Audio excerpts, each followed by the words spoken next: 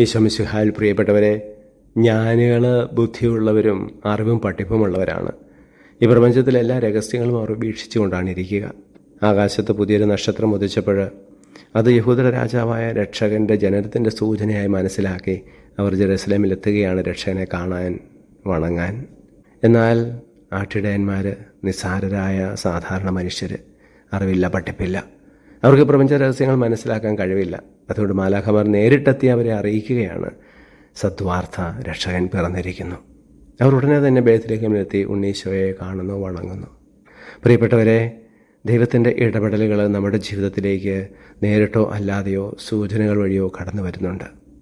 അത് മനസ്സിലാക്കാൻ, തിരിച്ചറിയാൻ നമുക്ക് സാധിക്കുമ്പോഴാണ് അതനുസരിച്ച് നമുക്ക് പ്രതികരിക്കാനും യേശുവിനെ കാണാനും വണങ്ങാനും സാധിക്കുകയുള്ളൂ.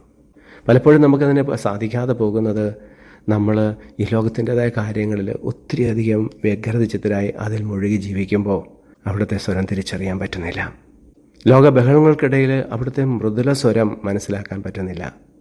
അതിനായി നമ്മുടെ ഹൃദയങ്ങളെ ശാന്തമാക്കണം, ശ്രദ്ധിക്കണം, പ്രപഞ്ചത്തെ നമുക്ക് വീക്ഷിക്കാൻ സാധിക്കണം. ശാന്തമായ കർത്താവിൻ്റെ സന്നിധിയിൽ ഇരിക്കാൻ നമുക്ക് സാധിക്കണം.